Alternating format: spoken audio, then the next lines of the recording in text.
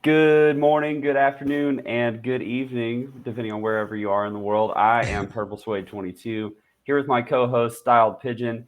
This is episode 1 of Gingerly, a show sponsored by Roundly X. We're super excited to be here. Roundly X is a simple to use app that allows you to purchase Bitcoin and other digital assets with spare change automatically. It's a set it and forget it DCA tool that helps you build wealth safely and conveniently over time. Super thankful for them helping us get this show started. Helped me pay off my Subaru in a time of financial stress. So check them out. They're like the acorns of cryptocurrency. And we are here on Bitcoin Live by the Bitcoin Live team and Jay Del Mulder. Super thankful to be here. Style Pigeon, how's it going, man? It's going great. I feel like I look a little bit like an announcer now in hindsight, but I had to look styled for the first episode at least before we go for It's casual. time. Yeah, dude, uh, looking fly. I I'm love no it. Bruce Buffer though, for sure. Sticking with the brand, extremely styled pigeon. That's right. So I guess since this is episode 1, I kind of forgot to give a little background about like both of us. So I'll just give a quick little, summary of where we're at, and then you can give a little spiel about how you got into, Yeah, styled pigeon brand, and we'll go from there. that works So great. I'm Purple Suede 22 on Twitter. I've been into crypto and Bitcoin for quite a while, since like 2014, 15. I'm running the marketing for Roundly X as one of my primary gigs. You can find me on crypto Twitter. I call myself a Bitcoin minimalist because my goal is to stack Bitcoin as much as I can, but I'm okay with using other methods to get there, not just Bitcoin. So on the show, we're going to be chatting about our experience, about learning new things. So I'm really excited to get things kicked off. Mr. Styled, what about you? Yeah, I'm actually really excited about this. Well, okay. So the way that I got into all of this is actually I like to hear myself talk. That's the big thing. I really enjoy thinking at 30,000 foot level. That's why I'm interested in Bitcoin and the technology around cryptocurrencies and actually implementing that. One of the biggest things that I think comes into play as a factor for that implementation is actually just adoption, outright adoption. How do I explain this to my grandmother? How do I teach my dad how to move around inside of wallets? How do I show my friends what the actual advantage is to this technology in a way that's nicely packaged? And that's what I kind of consider my job, is to ask those questions that none of the experienced users are asking anymore, because there's still a lot of new people. And the thing that showed me that was actually being part of dance communities. I'm a dancer. I have been since I was in middle school, and I probably will be until my knees can't handle it anymore. But when you're in a dance community, one of the things you find is really, really experienced people. Those really experienced people want to show up and have a good time dancing. They don't necessarily want to teach other people the basics of how to dance. So what you see is you see that crew get really, really good, and then a bunch of new people come in. The people who are experienced start going, I can't stand all these new people. They're ruining my experience. And so they leave. And then you have a dance community that nobody knows how to dance. And you have to kind of like build up from there again. But we want to teach you guys how to dance at the level that you're at, especially if you're new. I'm still new. I'm not some brilliant crypto wizard or anything like that. Anything that I say is not going to be advice. So I think I'm both of us figuring can all say of this that. out as well. Not So this is financial kind of like, advice. yeah. Also, full disclaimer, Yeah. but definitely not from me. I'm here to learn. I'm here to think and kind of discover things as we go. And that's honestly been a cool part of our developing relationship in this particular topic has been me realizing how much of a curse of knowledge I have and having to figure out how to change my language and think more of like, when I was getting started. And so you're really helpful in asking questions and, helping me think about like, okay, we need to be talking about these things and we need to be encouraging people to think about it this way. So yeah, that's what we're going to be doing on Gingerly. We're going to be talking about basics, yes, but we're also going to be hopefully asking questions that maybe you haven't thought of as a listener, and help you have better privacy, better security. Think about your investment strategy in a way that's appropriate for your own financial risk. I always say that's important. So yeah, with that, I think we should dive in. This week, I really wanted to focus on privacy in particular. Do you want to say something real quick? before we go? Yeah, actually, I was going to say I saw some of the stuff that you pulled up, and I'm actually really interested in this. The reason I'm really interested, aside from just knowing what's going on, is actually I had a friend who was telling me about everything that's going on with this, but he's not a crypto wizard either, right? So he's one of the people that I have in my life that constantly use terms that he doesn't know what they mean. Yeah. Which, no offense to him, he's still learning too. But when he starts talking to you about it, you kind of get lost in the sauce a little bit and can't figure out where you're at. So I'm interested to hear some of your take.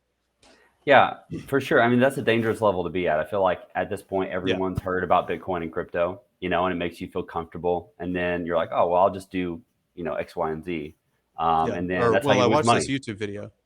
Yeah, totally. And now I'm good to go. Yeah, So yeah, again, and that's another part of what I want this show to end up being. It's like, I've made a lot of expensive mistakes. I like to call them expensive lessons, getting after the Tim Ferriss, paying for a master's degree by teaching yourself something like a different skill that's not actually a master's degree. They're only expensive lessons if you stay around and don't leave afterwards. And so I'm still here, and I want other people to learn from my expensive lessons so that they don't have to do those. well, we Um, appreciate you making that sacrifice. yeah, and you too, man. You're here. You've made some expensive lessons on your own, so you've got Oh, stuff to that's give back. true. And That's true. yeah, so that's the goal. So with that, I mean, let's dive in. Shout out to my awesome producer, Nick. Nick, if you wouldn't mind flashing that first Tornado Cash article up there. So we're going to be talking Tell me about what's going privacy on. today. Yeah. So a lot of people may not know that there are mixing services out there, which essentially takes your cryptocurrency, mixes them through a particular service so that the crypto itself is more anonymous, right? I'm not going to say it's perfectly anonymous, but privacy is something that a lot of people can't achieve these days due to the nature of the internet. But one of these services was called Tornado Cash, and it was made specifically for Ethereum products. And this past week, it made news by being sanctioned and taken off the internet within a span of a couple hours. So Hmm. I'm concerned about this because first of all, usually when we get into having the government sanction a particular function or a particular service, there's a little bit of warning. Like they'll pop up and they'll be like, "Hey, we're investigating this. We might have to take it down," kind of thing. But this time there was zero warning. They just came up and they were like, "Hey, U.S. Department of the Treasury, we're banning this particular service. It's going away," and that doesn't happen very often in things that I'm personally involved with. And I haven't used Tornado Cash myself, and if I did, I don't know that I would say it publicly. But at this point, because of the things that have happened since then, so I think I can just give a quick highlight of like the timeline of how things went down, and we can break it down after that. So Nick, let's see. I'm not sure what the next tweet is. I think it's the Joseph one. So what's really funny about this is that due to the nature of crypto transactions, currently people can't opt to receive transactions. So if Mr. Styled Pigeon were to send me a transaction of zero point 0.1 Ethereum from his wallet, I, as the end receiver, don't have any option to say, okay, yes, I want to receive this transaction, or no, I don't want to receive this transaction. Very much like telegrams back in the day. The receiver just had to pay for it, if they wanted to know what it was and accept it. But this leads to problems. So Circle, which is a massive exchange liquidity provider in the system, they froze $75,000 worth of USDC funds that they suspect were mixed through Tornado Cash. Now, that's the crazy thing, in my opinion, is that there's not a good way to be able to say this wallet was for sure participating in illicit activity. You can only guess. And this is the type of censorship that showed up within hours of the United States Treasury Department announcing that they're banning Tornado Cash. Well, actually, let me correct some terminology there because you Yeah. say censorship, but what this actually is illegal search and seizure. Oh, Um, 100%. No, you're at right. least in the U.S., the Fourth Amendment protects us from illegal search and seizure. The government can't come after your stuff, or the government can't come into your house or anything unless they have reasonable suspicion. From my basic understanding of the law. And that's what concerns me mostly is censorship is one thing, and we kind of censor ourselves. And I mean, let's say you're laundering money, nobody needs to censor you because you're laundering money, right? You're not going to tell anybody that you're laundering money. So the free speech thing is not really coming into play. What this is it's search and seizure. They decided that we think maybe some illicit activity is going on here. We can't prove any of that because this technology is so confusing. And now we're going to just steal money from you. Don't care if you're a citizen, don't care who you are, doesn't matter about your rights. We're going to take this money now. This money's ours now. Yeah, and that gets really problematic when we get into that fact that I talked about, that a lot of chains, or no chains that I'm aware of, allow you to accept transactions. So another tweet that I found was a bunch of celebrities got essentially hit by someone who was mixing through Tornado Cash in quantity. So somebody was like, well, now I'm screwed because Tornado Cash funds were frozen. And as you can see on the screen here, that user just started sending out small amounts of Ethereum to as many big people as they could possibly think about, which I think was a brilliant idea, because it immediately shows the weakness of the United States strategy in just outright banning a privacy solution, because then all of these wallets are affected. So, I mean, how are you going to be able to go through an audit and know whether or not that particular wallet was participating in illicit activity or not? Because it got tainted by this one transaction, but who's to say that other transactions weren't illicit? There's no real way to prove that. And they're doing a great job highlighting the crux of the issue, right? Like, they're exposing the lack of actual investigation that took place and the lack of practicality behind those investigations. You can't just come in and sweepingly say, we're going to shut down this service, which, I mean, they can, but they can, and they shouldn't. Yeah. And like, what's crazy is that list of celebrities, like, people like Jimmy Fallon and Shaq and, various people like that, but then down to like crypto celebrities. So the CEO of Coinbase had all of his personal wallets that were known about, like, flooded with Tornado Cash transactions. So yeah, I mean, it's a huge problem. And I kind of want to back up though and think, like, a lot of people think when you say privacy or mixing services, everyone's minds always turns to money laundering. And my perspective is the government doesn't have a right to know what money you have and how you use it, barring just straight up taxes and being legal. Like, we could debate taxes and all that stuff. But in my personal opinion, and like we see this in the government right now, like especially like people like Nancy Pelosi leading the charge to try and have reporting done on like bank accounts that have $600 or more. You have to there's this bill that's going through where if you have $600 or more in your bank account, that the government has access to be able to see where all those transactions came from. And that's spilling over to, privacy, like with crypto and all that kind of stuff. And I know you've experienced this, Style, when you walk into a convenience store and the guy asks you, like, oh, how much Bitcoin do you have? Right. Like, that's just a basic question. Like, in my opinion, do you walk up to random people on the street and you're gonna be like, hey, like, show me your bank account, how much money you have? Most people would be like, you know what? You can jump off a train. Like, I'm not going to show you my stuff. Like, go away. But for some reason, people think that because it's crypto or it's a different asset, it's okay to just know everything about your finances, right? And so and it's an odd class because poor guy, he wasn't trying to be rude or anything at all, right? Most like, people I aren't. was the one who I made some silly comment about crypto or Bitcoin or something, and the only question he knew to ask to engage with that conversation was, oh, how much Bitcoin do you have? And I think I said, like, not nearly enough or something like that. I just kind of sidestepped the whole question. But this is one of those things where people are still kind of perceiving this as like play money, right? Oh, this is money, but it's not real money. And it's totally different than that. That just comes from the whole explanation about what the technology actually is, what it actually does for people, for larger institutions, for society at large. They just don't understand that at all, which, hopefully we'll be able to help a little bit with that on the show. Yeah, I hope so. No, I do. Because like these concepts are things that people should be thinking about, because as the government starts pulling these threads, they start affecting us more and more. I've got a tweet up here, Nick, towards the end. And it's kind of the end of the Tornado Cash story. So this past week, we went from people using Tornado Cash as a valid service to it being suddenly taken offline.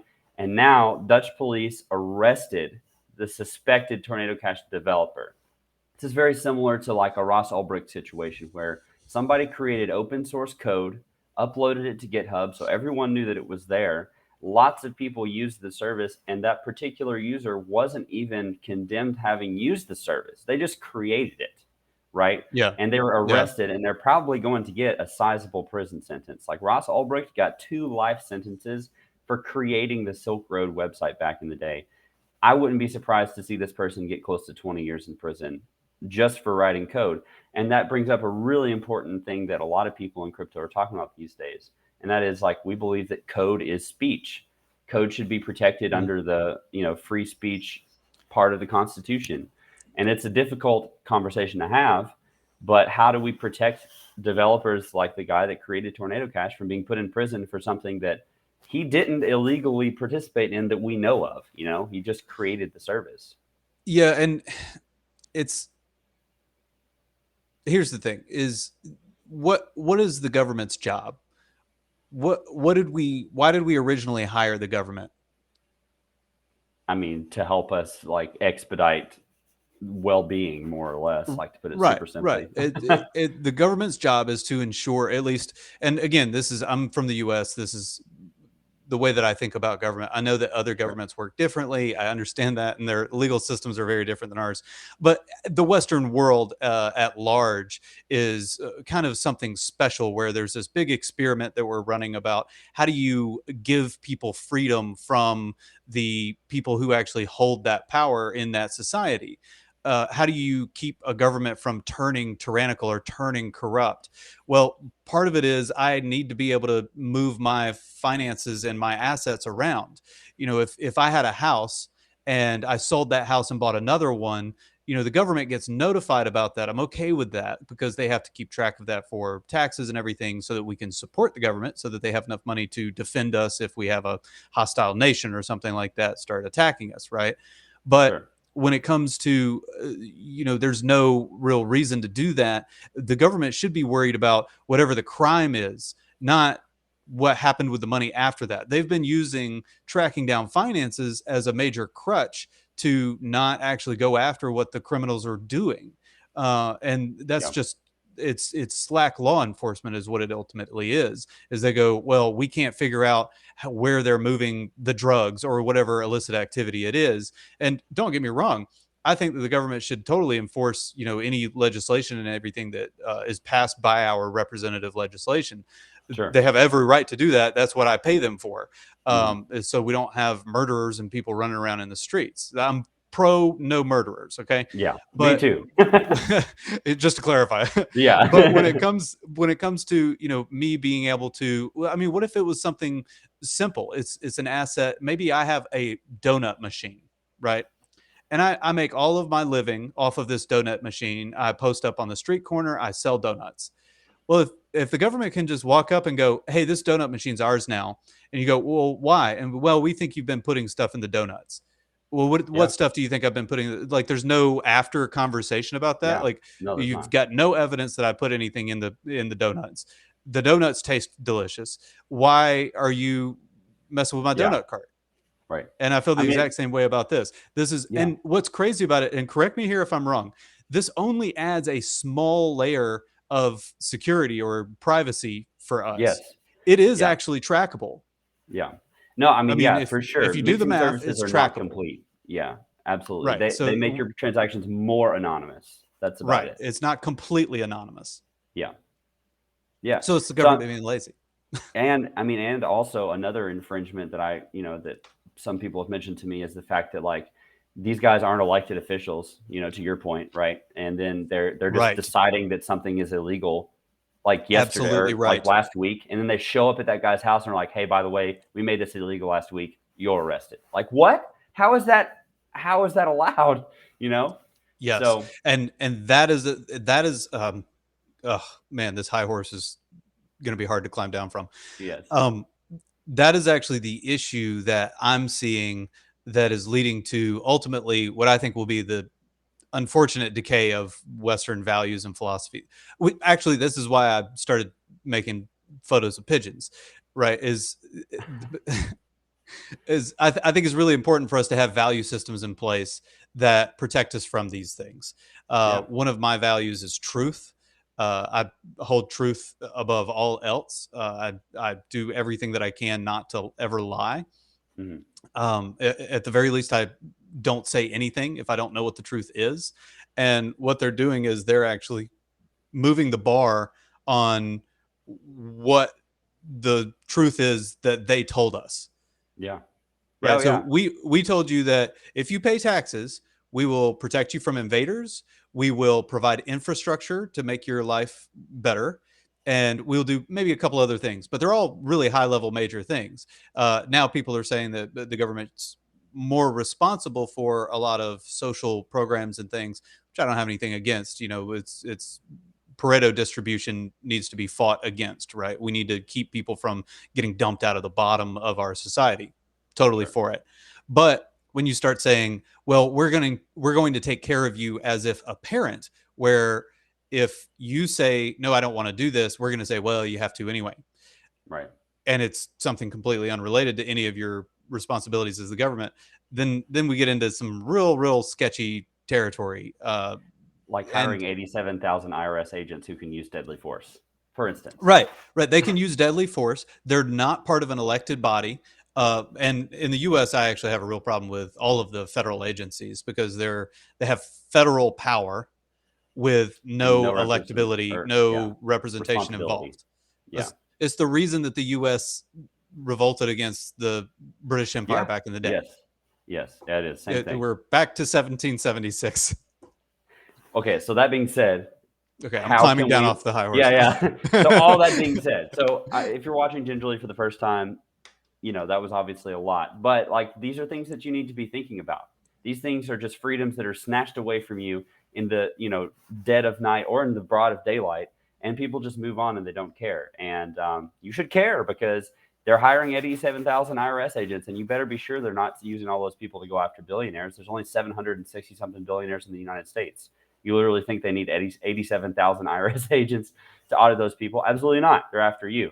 So on Gingerly, we want to be able to talk about these big things, and then we want to offer some basic solutions that you can take regardless of what stage along your journey in Bitcoin and crypto you are.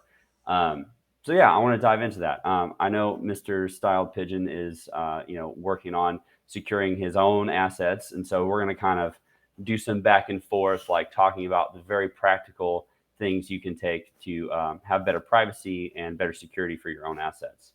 So yeah, moving on from the news, basic privacy security steps that you can take. Thanks, Nick, for that. Yes, I'm not just claiming that there's 80,000 IRS agents that are about to be hired. There's an article backing it up. That's so great. This is why I'm thankful to be a Bitcoin Live show, because we have great producers. Nick and Jan do a great job. And you should check out all the other Bitcoin Live shows. A little plug there. But so, okay, yeah. How can you have better privacy? My first big thing is that you need to work on holding your own private keys. And that doesn't even mean that you have to have a hardware wallet. So a lot of people, we've talked about this on previous Twitter spaces that we've done together before this was a Bitcoin Live show. You can go back and listen to those. Particularly, we dive into private keys and hardware wallets and all that good stuff. Where do they have to go to do that?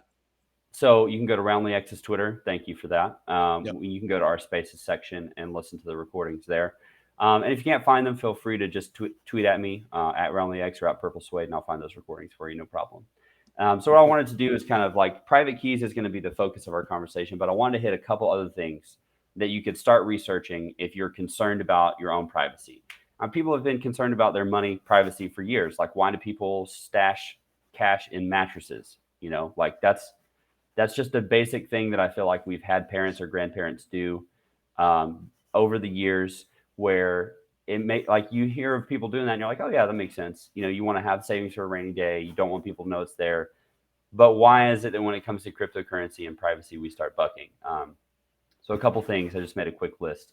First of all, anytime you're doing any kind of, honestly, everyone should be using a VPN all the time. I admit that I'm lazy about it and don't always use it. But when it comes to crypto, you need to be using a VPN because essentially it just scrambles the signal that goes back to your IP address that ties you to crypto stuff that you're doing on the internet.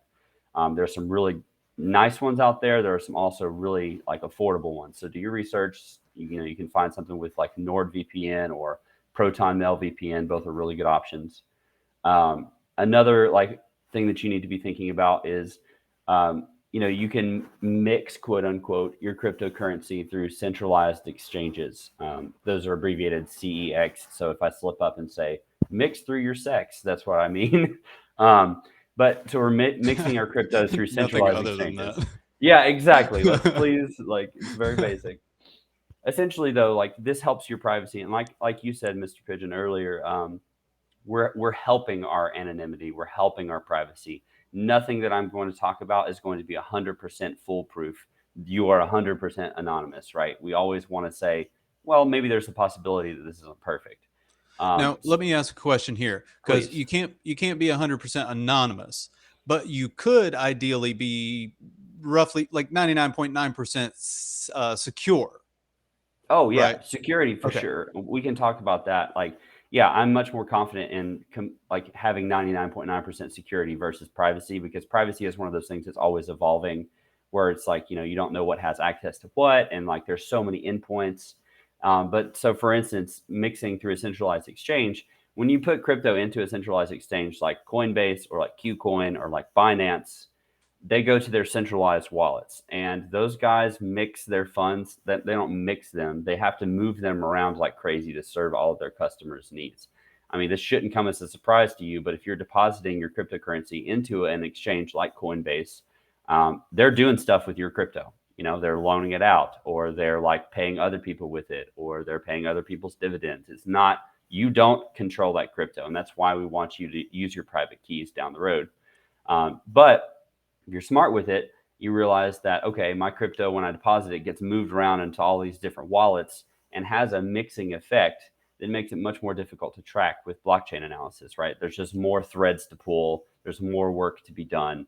And that's generally the goal of what we call mixing, is just to push your crypto through as many different wallets as possible to make the blockchain auditing more difficult. So going through a centralized exchange is one way that you can do that. And honestly, just depositing it, waiting for a couple weeks, and then taking it back out is a decent way to do it. Or just shuffling it through different pairs, right? You could deposit Bitcoin, you could cash that into US dollars, then you could buy some Ethereum, then you could buy some, Shiba Inu or whatever, and then you could go back to Bitcoin and withdraw that to a different wallet, and it has a mixing effect. So yeah, that's one way to do it. Another thing that I like to tell people is, whenever you're withdrawing your money from a centralized exchange, so say you want to pull your funds off of Coinbase, don't withdraw it directly to the end source. So have a dummy wallet first, right, that you withdraw it to, and try and like move it around and like use a VPN when you withdraw, so that your IP address is tied to one wallet, but maybe not necessarily your endpoint wallet. So you just want to put in, like, I guess, layers of difficulty.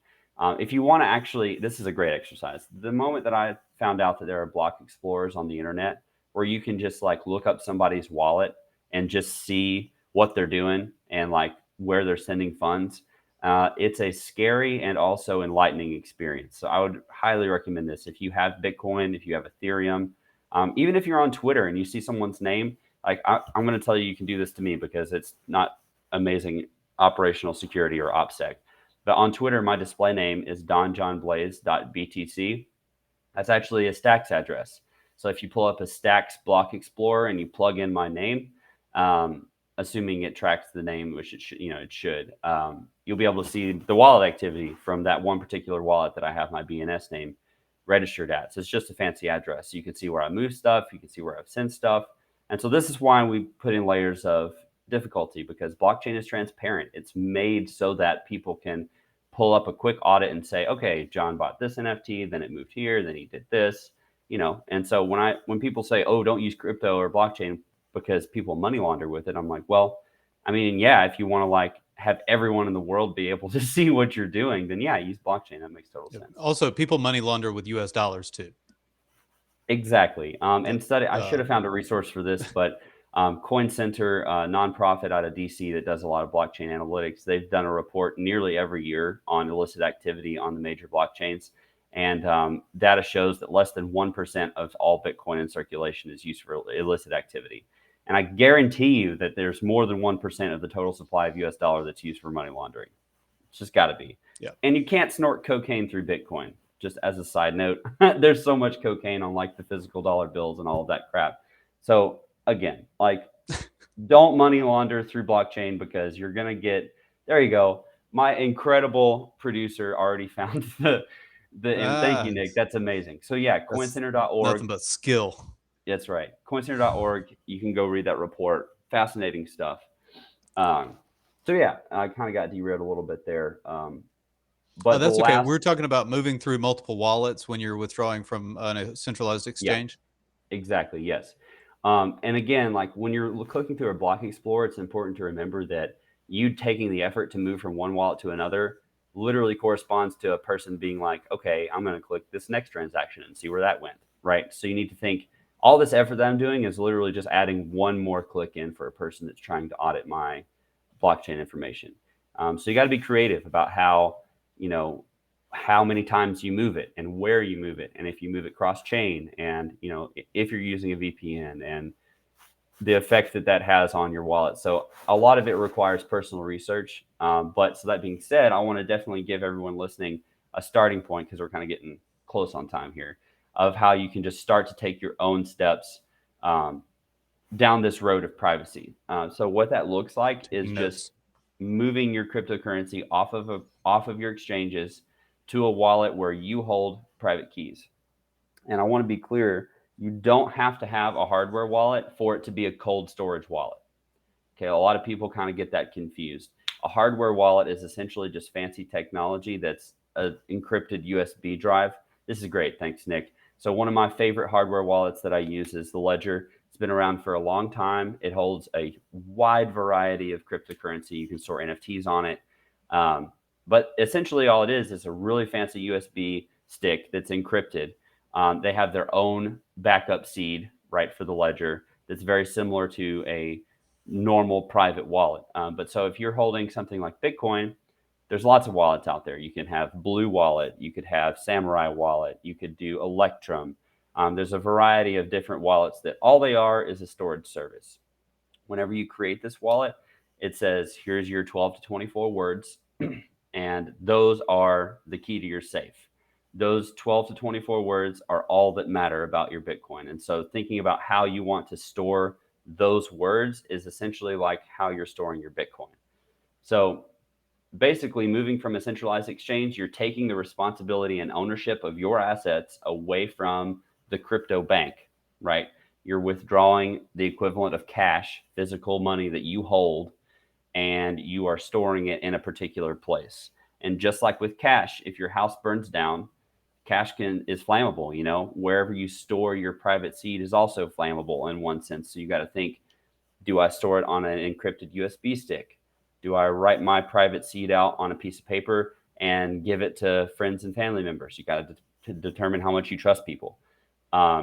If you're going to write it out on a piece of paper, you definitely need to have it in multiple different locations, right? Because if your house does burn down, or if someone breaks in and they steal that private seed, it's gone.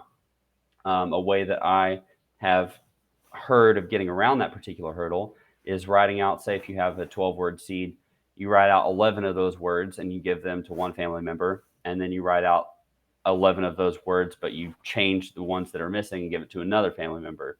That way, you don't necessarily have to trust that particular person with holding your crypto because they're missing a word, but you do have to have both of those pieces of paper to be able to restore your private seed again in the end. I want to pause real quick because you always ask good questions and I ramble a lot. So are we making sense?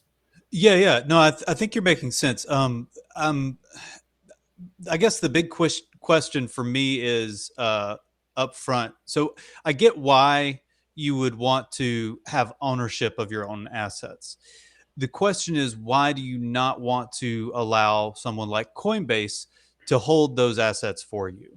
Because let's say, I use hard assets as an analogy. I bought a rental house, and I let I pay a fee for a property manager to essentially maintain and take care of that house. Sure. That may work really well for me, but I don't have to like give up ownership there at all. Like the Right. deed is still in my name. Sure. So nobody can really argue with the fact that that's my house, not the property manager's house. Sure. So I don't imagine with Bitcoin, you could say, well, this is Coinbase's Bitcoin now, not yours. What's the advantage to taking that responsibility on yourself? Yeah, that's a great question. So the tweet that I showed at the beginning of Circle is an exchange, right? They're a Mm-hmm. centralized service. They decided that because they suspect that these certain users were affected or used Tornado Cash, that they're taking their money, period. And they can do that because they hold the currency.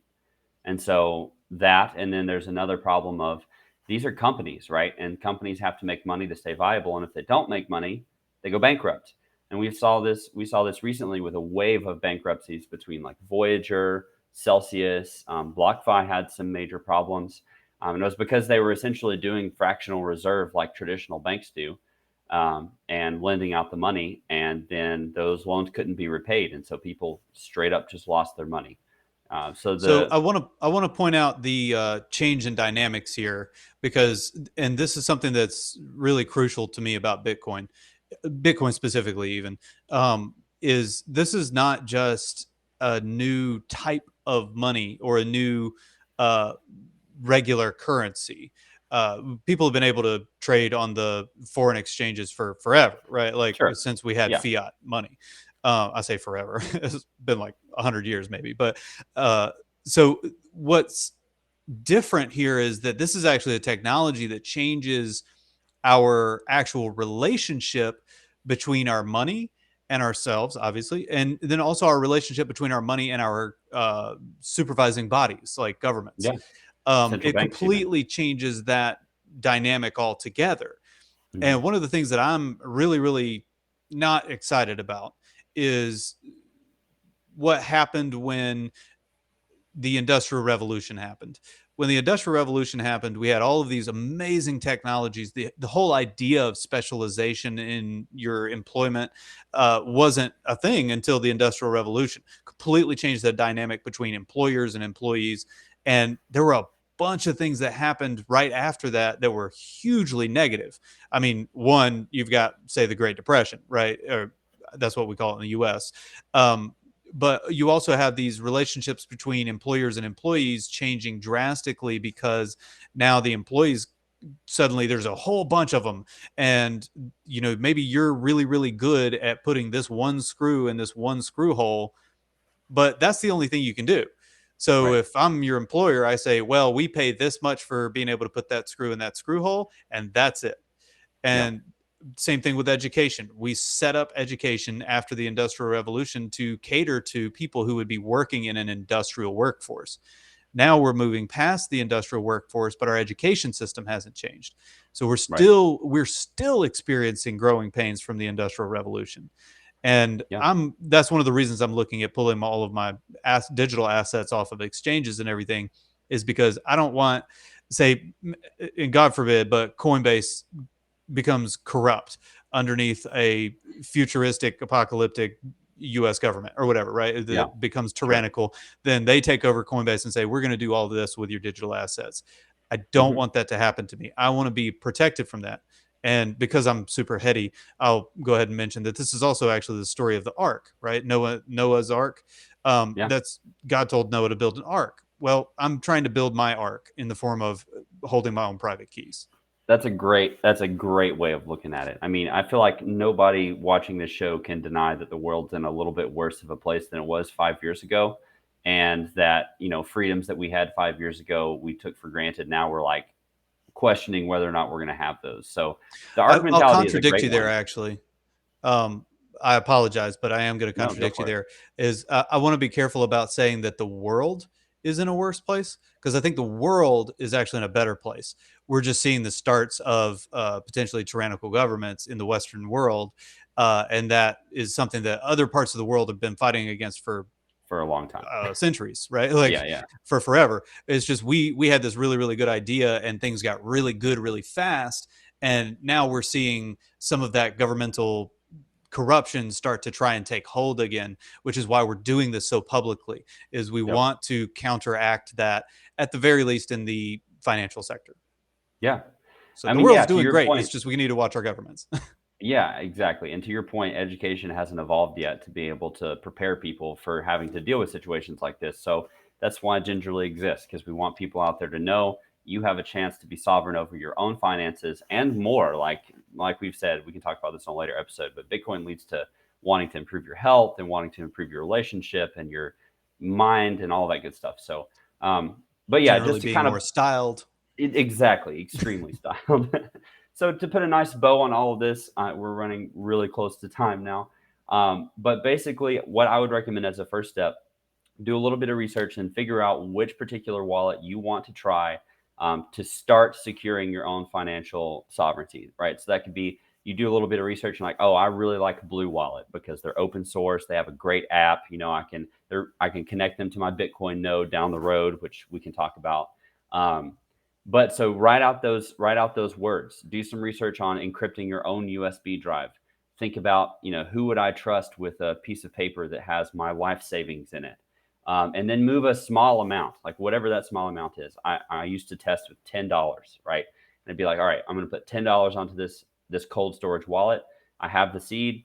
I'm going to like delete the app off of my phone after I do it, and then I'm going to practice restoring that at my wallet using those private seeds to just show myself that I can't lose that $10. Like I need to practice so that, because if you lose your private keys, your money's gone. It's like I said with cash. If you sold your mattress right to somebody and you left all of that cash in there, that cash is gone. There's no one to say that anyone took it. And that's the same way with Bitcoin. Guilty. Yeah, I've done it pretty too. pretty sure I made that mistake when Bitcoin was about like $5-6 a pop. Oof, yeah, yikes. I mean, there's that guy searching a landfill right now for several $1 million worth of Bitcoin for Oh the same man. thing. So don't be like that guy. Just practice, pick a wallet that you like, put a little bit of money onto it, and then, like I said, delete it off of your computer. Thanks, Nick. This is great. I need to go through my hardware wallet. So after you move through your basic app, getting used to private keys, then go ahead and look at a hardware wallet afterwards, right? Once you get comfortable. Ledger that we showed to start off with is a great option. Shapeshift, the one that's on the screen now, is another really good option. Both of these store multiple currencies. So you can do Bitcoin, you can do Ethereum, you can do Dogecoin, whatever it is. And if you're a Bitcoin only person or you want to focus only on Bitcoin, Cold Card is another really solid option. Thanks, Nick. That's dope. It's one of the like ironclad cold wallets out there. People literally like shower with it to test it to make sure that it's okay and like throw it off of cliffs and stuff. I've seen some crazy test videos of this thing. That's like the Cadillac of hardware wallet, and I think the end goal. But no one says you have to start there. It's just good to know there's progressions to this thing. We're all learning, and you got to take small steps. It's not like you can just decide one day, oh, I know about Bitcoin, now I'm self-sovereign. So that's what Yeah. we want to do here. That's the type of ethos we want to encourage. Gingerly is all about that. That's part of the reason why this show grew out of Roundly X. Roundly X is all about dollar cost averaging, making getting into crypto as easy as just swiping your credit card and rounding up that purchase to the next dollar. Small steps, we want to approach this gingerly, right? that's the goal here. So that's what the show is going to be. We're going to encourage you guys to do research, to learn. We're going to have guests on. I'm really excited about a couple of guests that we can bring on to share their expertise with us. And I want to say a huge thanks to the Bitcoin Live guys. This is amazing. This is a lot of work that me and Style Pigeon don't have to do producing this show. So we're extremely thankful. Any last words from you, Style Pigeon, before we log off for the day? I'm good. This week I'm gonna look into getting actually a good VPN set up. I actually just got a brand new PC, so I need to go ahead and get some of that stuff back on my hardware, just because I've let it go since back in the day. And then also I'll go ahead and look into figuring out the cold storage, not hardware, but cold storage. And you'll send me links for that. Maybe we can do a little bit of a follow up, and I can talk about any hardships or anything confusing that happened while I did all of that. Yeah, that'd be Next great. week, Yeah, for sure. So this is going to be bi-weekly to start week off after with. next. Yeah, we might move to weekly depending on how busy Nick's schedule is. We'll see down the road. But yeah, maybe we could do a Twitter thread even and just kind of like leave a couple resources for people to follow up on because I know we mentioned a lot today. Yeah, go And ahead. also, if anybody does have any questions or anything about what we discussed today, or if they want to engage with it, if they want to actually, maybe put their 2 cents in on something that I said that seemed off my rocker or something like that, they can hit both of us up on Twitter. We're more than happy to discuss and have conversations. Obviously, try not to be rude or anything. We appreciate some certain level of style and class in the way that we handle things, but don't embarrass yourself. But you can hit me up at Styled Pigeon. And John, what's your Twitter handle? I can never remember. Yeah, I'm at PurpleSway22. Both of the handles are down in the banner below us.